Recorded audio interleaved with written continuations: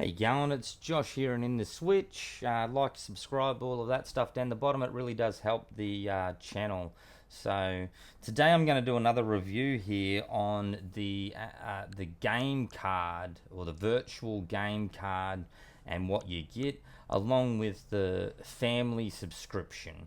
So when you have multiple switches, it's like, what can you do, what can't you do, what can you share, what can't you share, all of those things. I have done a little review on the past about you can't really use two games that you haven't paid for. And I mentioned in there that maybe this will be something that Nintendo will add in a subscription. And then there's some people that are a little bit confused because there is already a subscription for online use and it can be shared on multiple devices. That does not at current follow through to physical game cards and the digital or the virtual game cards. So what I've done here, which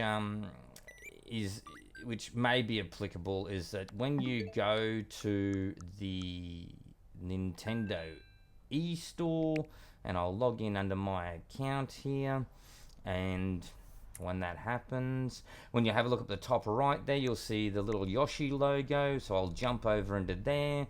Here so right here, I'll probably cut that next bit out. So right at the bottom of that option is this here, and it's this console is the pass enabled console. So this is the main console that can purchase items, or the subscription might be set up through the parent device, maybe you'd say. Like, if you have a parent that actually uses a Switch, this may be theirs.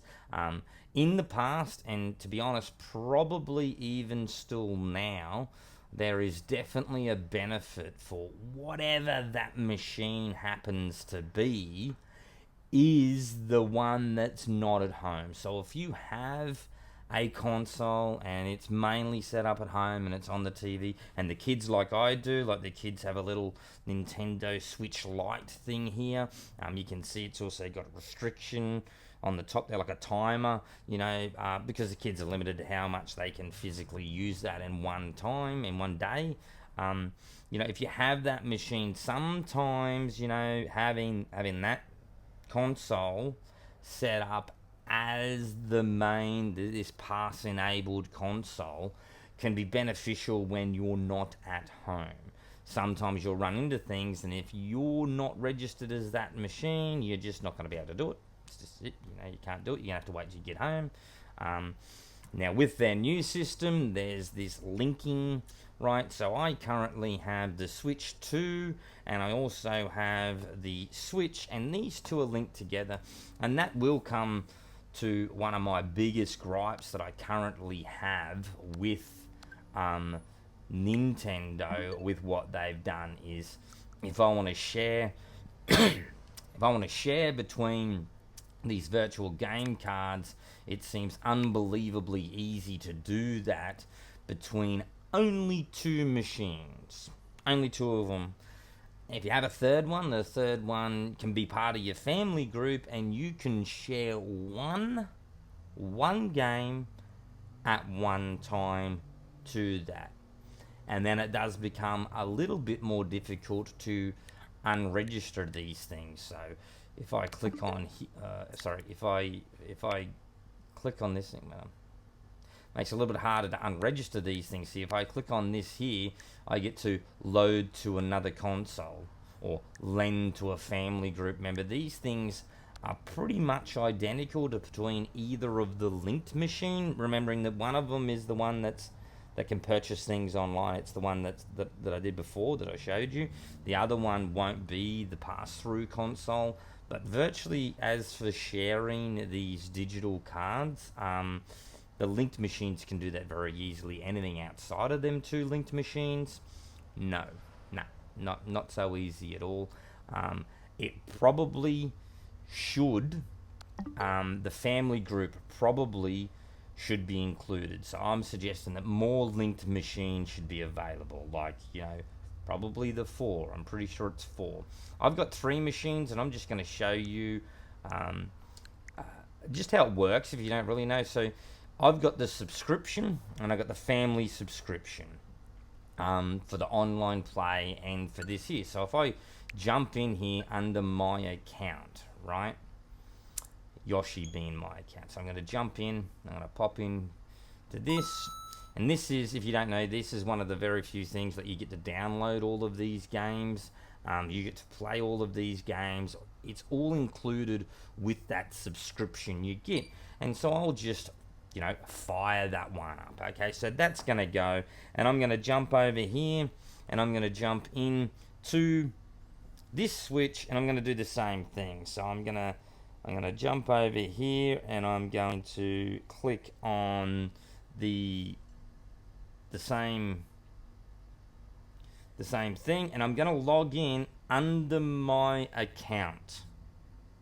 Okay, so I'm logging in under my account, and boom, that's what happens. It's like, no, you can't do that. You're already logged on. So I'm going to close that down, and I'm going to do this again. And the main difference, so I'm logged on there, is when I log on here to this second switch, I'll log in here under Thomas's name on this one. So I'm going to log in. Yep, it's checking. I can't see what's happening. Start software anyway, sorry. So, I don't know if you can see that. There we go. I think you're getting the screen in the background.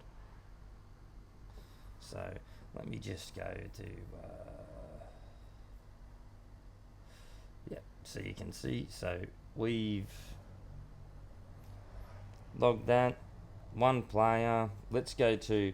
I'll make sure I do exactly the same game so you can see that it's not just working with that. So what I think we'll do, what do we go to? Super Mario Brothers 2, The Lost Levels. So you can see there we am.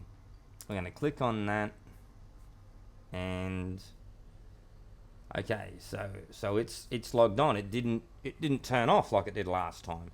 Well, not only can I do that, I'm going to do exactly the same thing on a third one.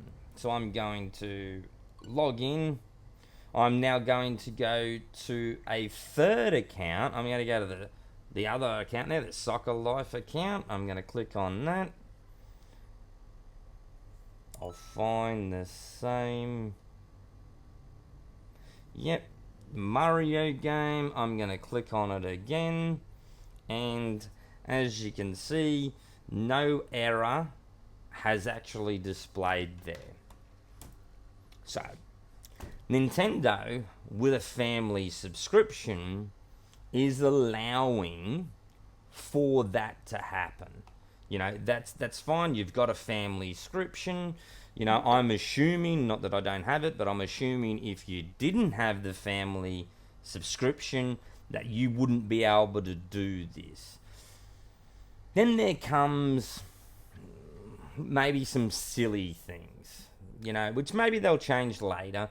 But I'm going to go on here. So this is the Tetris 99. It's a free game.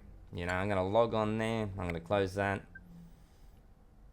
And as we've established, you can't play 2 games under the one account. So I'm not actually going to do that again. I'm going to start that software. I'm going to jump over here. Again, this is a completely free game to download. Okay, so let's go to this machine. Again, this one is not the linked machine, just noting. Okay, we're going to do the same thing. We're just going to jump on here. We're going to go and try and just fire up, the game of Tetris.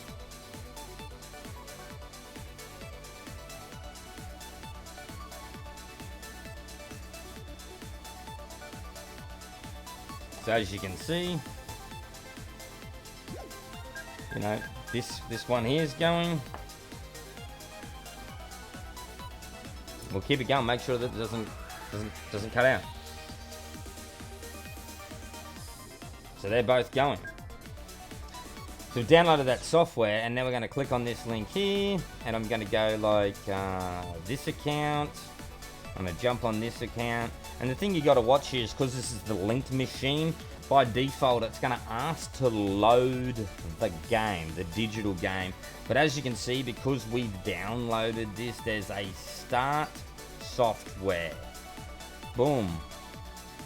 Start software. We're not loading nothing, but still works up here, and it's now firing up down there.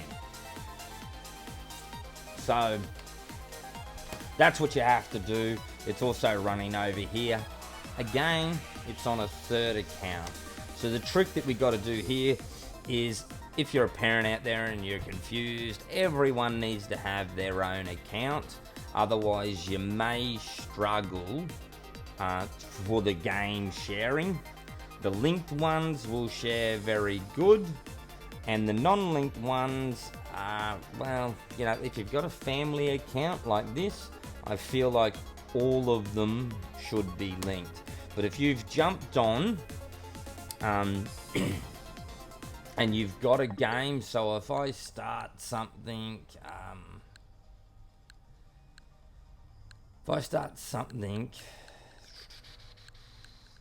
like Mario Kart. Okay, so let's mark Mario Kart 8.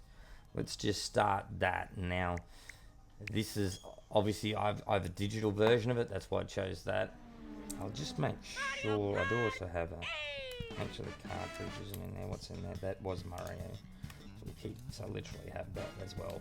So I'm gonna leave that out, and I'm gonna try and start Mario Kart 8 here under a separate account. And as you see, it goes, you know, it needs the digital card or it's not going to work. There's no start anyway. There would be, I suppose, if under one of these second accounts I had got onto the online store and purchased a second digital copy, or if I actually had this, right? So if I hit next, it's going to kind of come up and it's going to tell me, you know, that,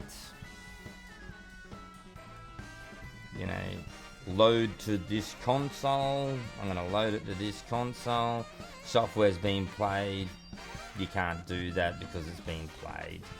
If it wasn't being played, now I'll just show you as well. We'll just exit out. I'll put this game card back in.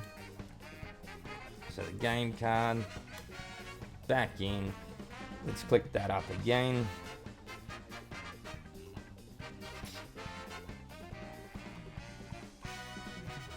It's just going to boot straight up. No questions at all.